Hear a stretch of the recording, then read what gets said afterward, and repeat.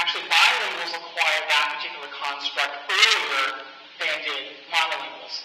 So we might say, for example, that that particular form is accelerated in bilinguals as compared to monolinguals. Now, this doesn't yet explain why, but what we're seeing again is evidence for the fact that the rates are somewhat different. Right? They can be the same, they can be accelerated. But we also see deceleration, where plural was acquired in monolinguals. It's hard to look here.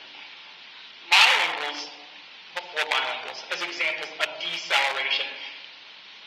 And then finally, predator, right, acquired earlier in monolinguals than bilinguals. Okay, now these are just pieces of evidence to provide information to us that there is interaction going on between the two systems. And one thing we often do with bilinguals is we love to count how many words they have. Not sure exactly what that tells us overall, but we love to count words. And it's particularly problematic with bilinguals. But when you actually stop and look at the data, what we find is, and this is a study by Pearson et al. With simultaneous bilinguals in the Miami area, at 16 to 17 months of age, basically the two groups of kids were looking roughly equivalent. So about 44 words for monolinguals and about 40 for bilinguals.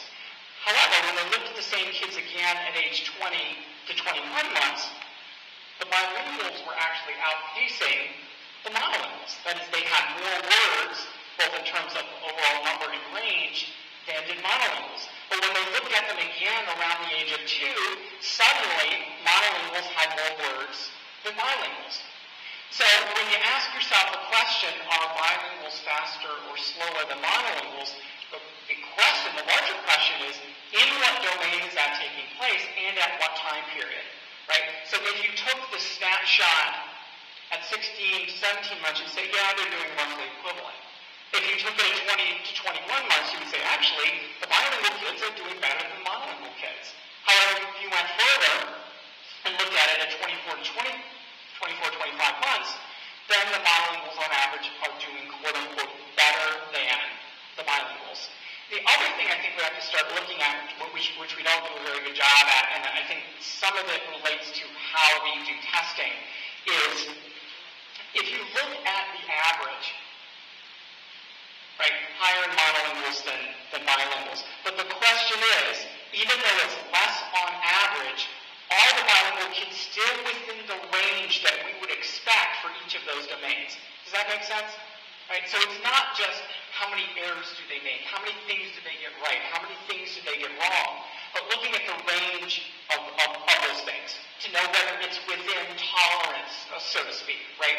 Because even when we give standardized tests and we use them to make a differential diagnosis, we want to know the sensitivity and specificity of the test, right?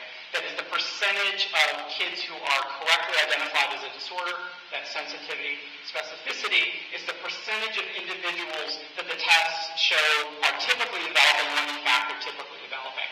And usually the gold standard for those numbers is 90%. So sensitivity, specificity, ideally would be 90%. 80% is usually considered acceptable. And this is work from Elena Plant and her colleagues at Arizona. So what we're seeing even with those numbers, if we accept that 90% as the gold standard, what it also means is we're willing to be wrong 10% of the time.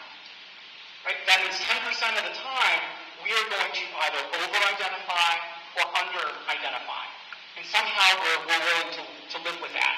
Okay, so I'm just trying to make a parallel between what we're seeing in development and the kinds of testing that we typically use for these kids. And I'm not necessarily advocating using standardized tests in terms of their scores with bilinguals, and that's not something I plan on going into detail here, but if you want to talk about it during the 2 days, we certainly can do that.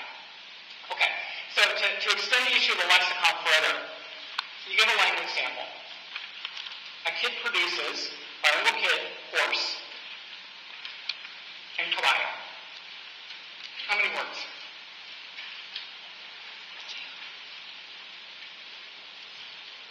I'm seeing some people sheepishly raise their hand that they don't really want to.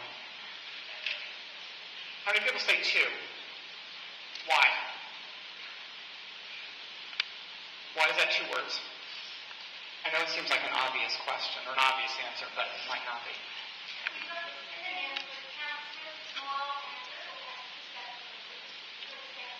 Okay, so maybe it's two separate words because in fact these are akin to synonyms, right? So if a kid said little and small, how many words? We would count two words, so maybe it's a similar case here.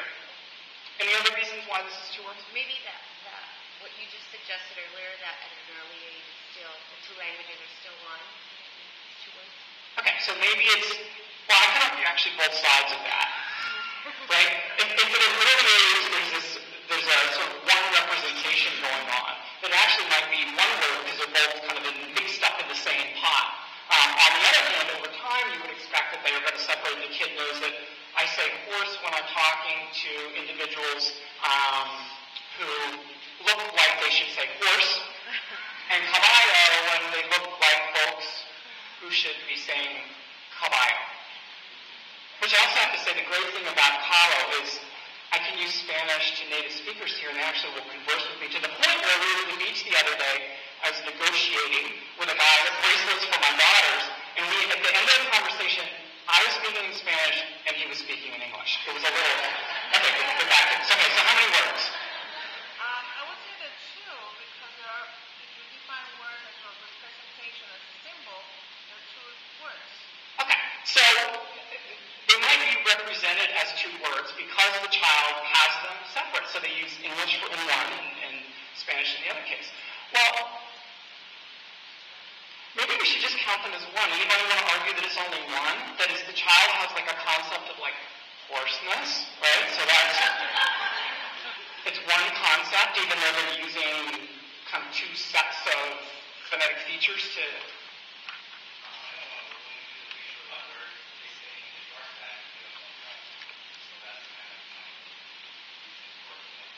So the rationale for one might be, look, the child has this concept of horse, and they get 1 point for knowing that this is a horse regardless of which code they use. Well, I mean, do you think it matters in terms of assessment? Or how you look at kids' language? Why would it matter? 1, 2, it's 1, who cares? What difference does it make?